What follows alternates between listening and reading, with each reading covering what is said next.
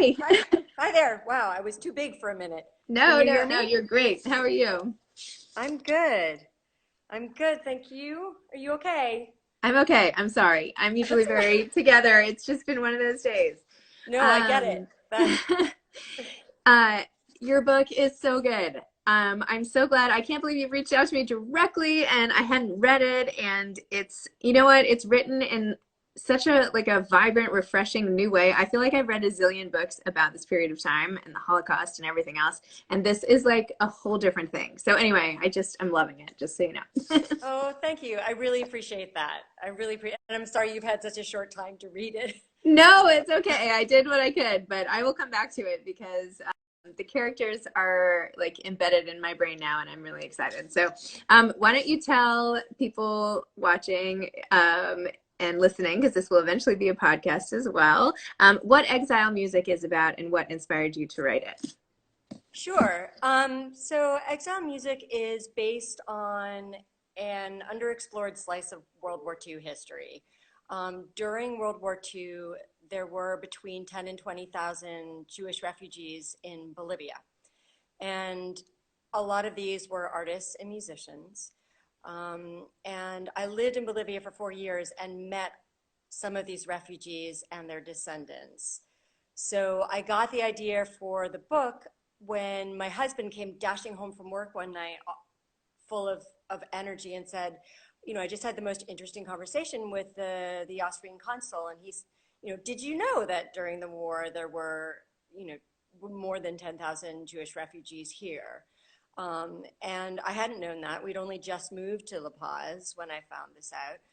So soon after that, I met the son of one of these refugees who was born in La Paz the year that his parents arrived from Poland. His mother is from a small town in Poland um, that I'm not going to try to pronounce. Um, but this town was pretty much wiped out by the Nazis, and almost no one survived. And his mother suffered horrific uh, things while she was there. She was hidden below a pharmacy. Her 2-year-old went blind in captivity and then was murdered by the Nazis along with her parents. Oh, And her husband had been conscripted by the Russian army, and he was away with the Russian army for all of the war. And after the war, somewhat miraculously, they were reunited in Poland. And she gave testimony to someone who has archived it in a Holocaust museum in Israel. So John, my friend from Bolivia, gave me his mother's testimony, which, you know, I read in full, and he has not read it himself. Unsurprisingly, it's too traumatic for him to read. So that was where the story started. I began wondering what it must have been like for these very urban professional musicians and actors and artists and others coming from Vienna to suddenly find themselves in the middle of the Andes living at 12,000 feet. I, I just thought, you know, not only is there a difference in culture and language, but a completely different, sorry, our doorbell is suddenly oh, ringing. that's okay. I'm hoping that my 10-year-old will get it, but sorry about that. Um, so, um, so, so it began with me imagining what it must have been like for these refugees to arrive in La Paz at this time. And I also, at the time, my daughter was around 3 or 4, and she was very busy creating this imaginary world that was quite complex. It had um, not only a queen, but it had a president who was a hermaphrodite, so that it, this person could equally represent men and women. That was her solution to that problem. So she was creating such a complicated world, and she had maps of it and drawings. And I thought, if I were a little girl growing up in Vienna while the Nazis were closing in on me and my family, and I wasn't able to understand or cope emotionally with what was going on, I might be tempted to retreat into an imaginary world. And so I started with those two things, with my friend John's story and with my daughter's imaginary world, and started with this little girl in Vienna who I knew I wanted to arrive in Bolivia young enough so that she could still adapt more flexibly than her parents could. Wow. Well, now it all sort of makes sense a little. I mean, in the book, it seemed impossible that you hadn't been to some of these places, right? Like your knowledge of, I'm like, she couldn't just be making this up. You must have been there. So what brought you and your family to Bolivia? What were you doing there? Well, at the time, my husband was working for the European Union.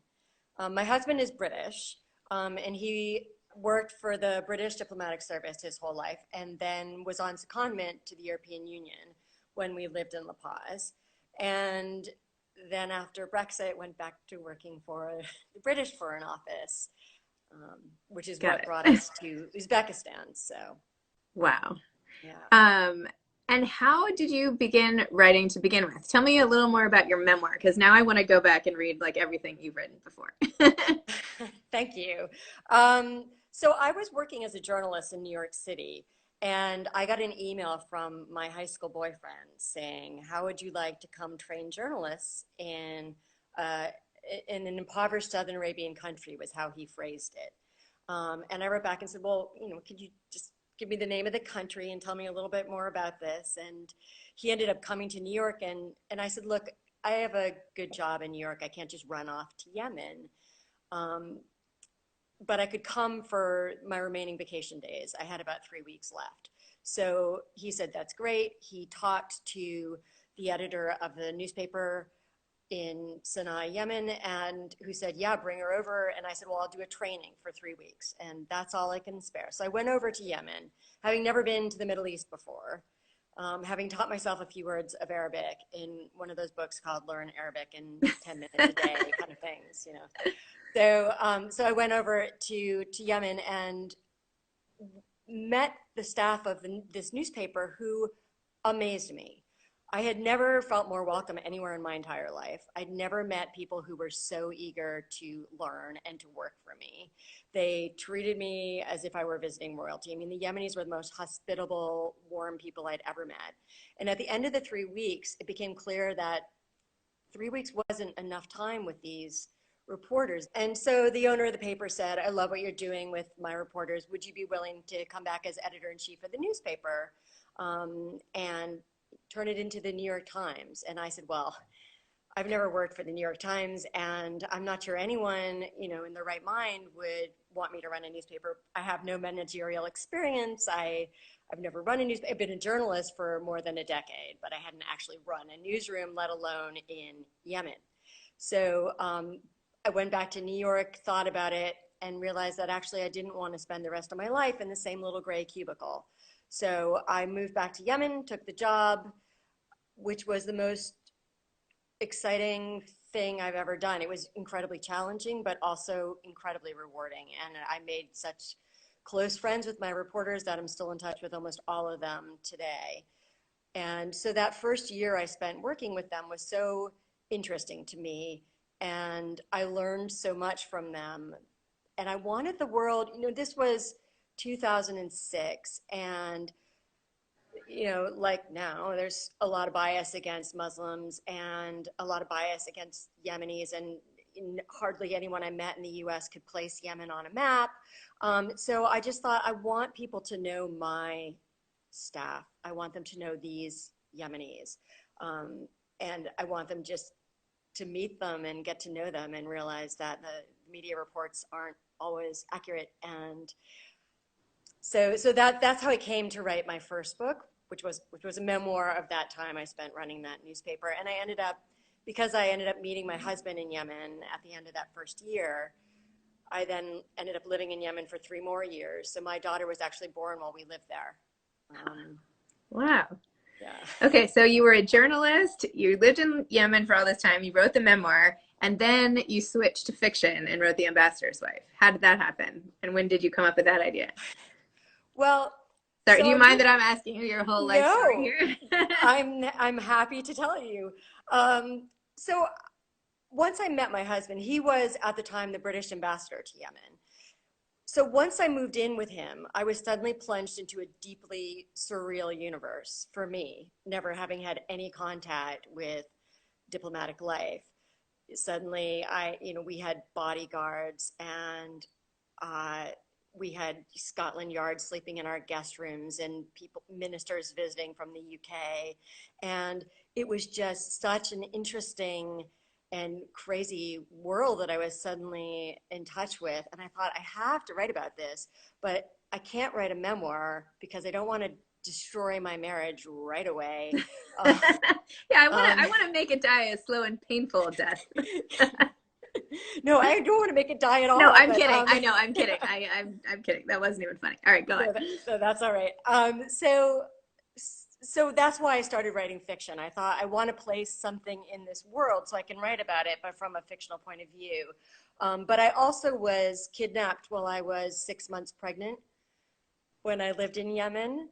So, and that was my third year. So that experience inspired the opening scene of The Ambassador's Wife, which starts with the kidnapping. And that scene is pretty much how it happened to me. And then, having been kidnapped, I then came to the UK to give birth, but moved back to Yemen with my infant daughter, which some people thought was a bit crazy. But then my husband was attacked by a suicide bomber and we were evacuated. Oh my gosh. So that's the nutshell version. Wow. Well, I'm glad I asked because that's not most people's nutshell version. Okay, wait, back up for a second to the kidnapping. So how do you get over something like that? How do you go and I don't know how it ended or started or whatever, but I'm assuming it must have been traumatic for you in some way. How do you then pick up and go on? Or what was it like in a few, the mini version of it? In a way, I think that the fact that I was pregnant actually saved me because first of all, I was with four other women who were amazing. They were cool as can be. Um, they, they were protective of me because I was pregnant.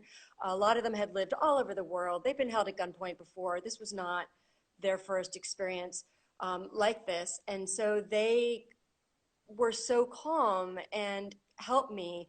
And there was a moment at which, I thought, we're all gonna die. They're gonna line us up and execute us. And my husband's gonna lose me, our daughter. And around, in my panicky phase of the kidnapping, I started having cramps and I thought, I'm gonna lose her. And I don't want to, and I don't want to miscarry in the middle of a country with questionable health care either. So I said, all right, if I'm gonna keep this baby in, I have to calm down. I just have to calm down. So I started doing, thankfully, I had learned how to do yoga breathing. And this is the one time it was really useful to me because I started doing that breathing and doing a little chant to her, just saying, stay in, just stay right where you are. You're cozy. It's not safe out here, so you just stay right where Aw. you are. So, and I think that saved me. Like, I'm not sure I would have been as calm had I not been afraid that if I didn't just learn how to relax, then I was going to lose the baby.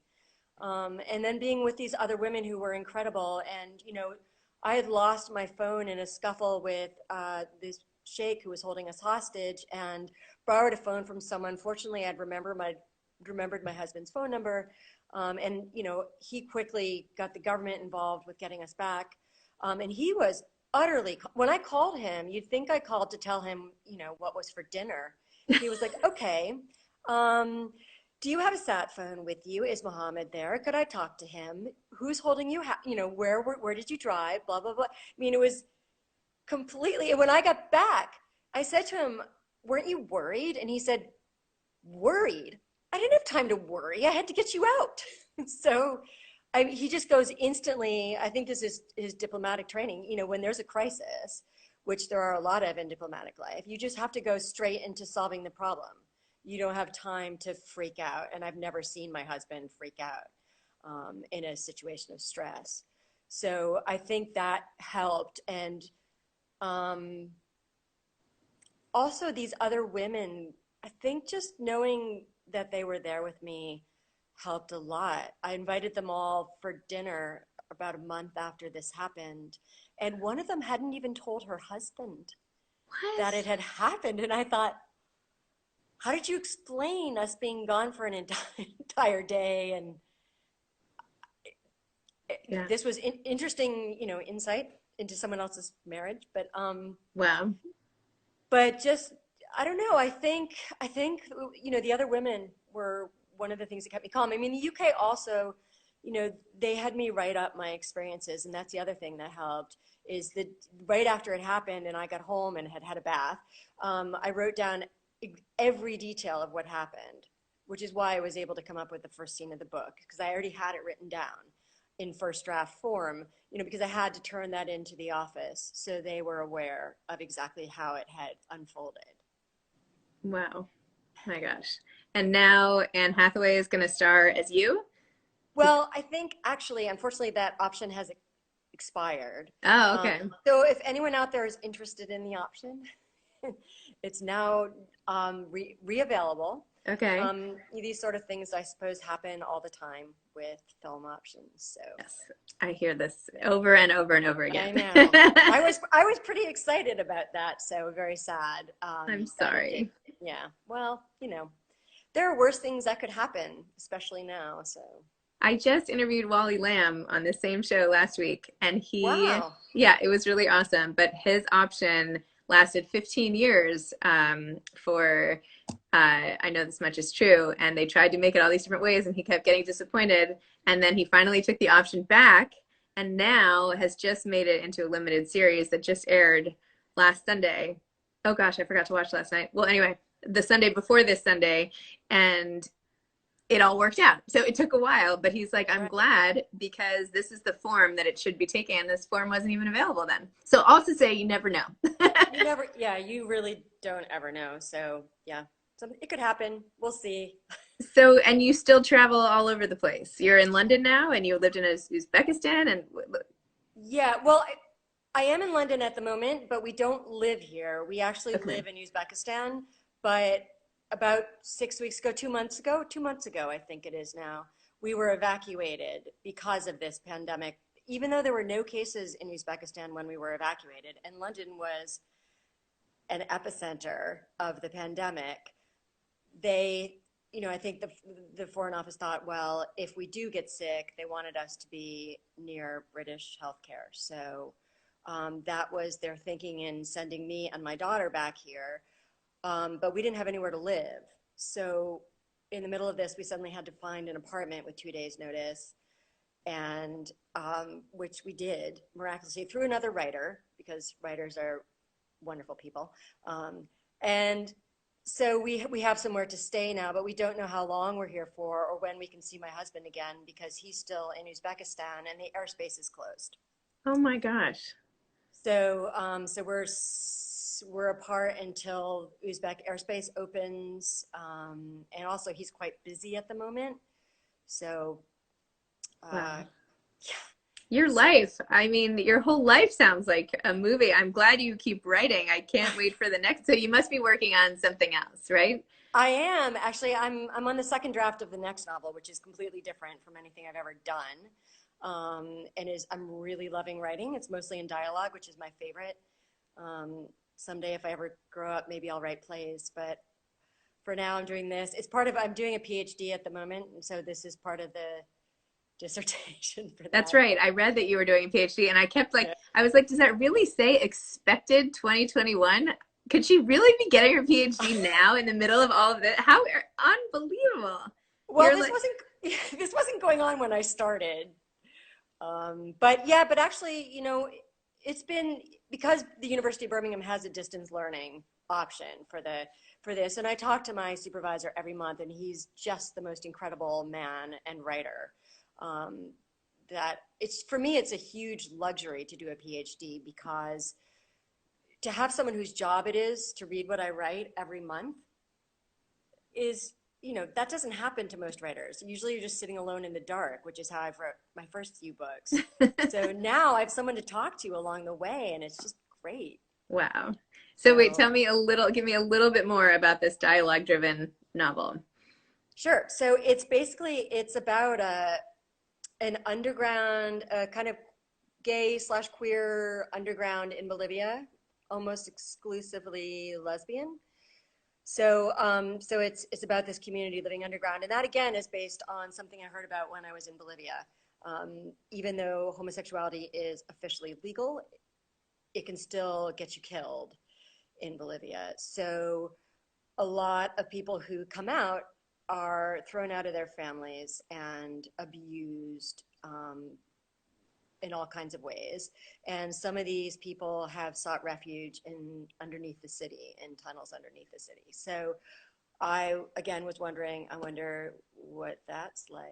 And I've just loved these women that have formed this underground community. I also, the underground genre seems to be so male dominated. Books like Jack Kerouac's Subterraneans and Neil Gaiman's Neverwhere and all these other books about the underground seem to be these very kind of male undergrounds, and all these revolutionary undergrounds are often male. And I thought, what if it were a female space?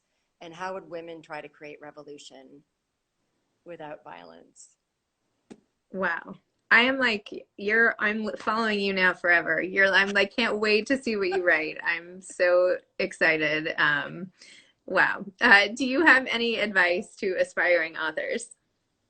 I do. I mean, this is advice based on my own experience. I guess that's inevitable. But for me, what helped me the most was moving somewhere that made me profoundly uncomfortable in a lot of ways and forced me to question a lot of the assumptions I had about how the world worked, how human beings worked, how culture worked. And I've never been the same. I mean, since I left for Yemen in 2006, I haven't lived in the US. And living outside of the US for that long, um, I've learned the ways in which the US shaped me, and that other people are shaped in different ways. And I feel, I hope I'm always gaining a broader perspective on kind of from thinking about people more globally than from purely an American lens. And I think that's really a useful thing to do as a writer, is to have to flounder around in somewhere completely foreign and figure things out. And, you start to realize things about yourself you wouldn't realize if you didn't leave your comfortable space. Interesting. Wow. Well, if we can all ever travel again, that sounds great. Yeah, not so easy at the moment. But that's Um, okay. I feel like I'm floundering in my own home every day. So, lots of yeah, material in this time. But yeah, you are not alone. You're not alone. yes. Well, thank you so much for coming on. Thanks for coming on my podcast and this show and for Exile Music, which I Thank can't you. wait to finish, and for introducing me to your really interesting, one of a kind life. So, what a treat. Thank you. Thank you so much for having me on. My It's been a pleasure. real pleasure. Okay. Take care. I hope you see your husband soon. Yeah, thank you. Thank Okay. you. All right. Okay. Bye-bye. Bye.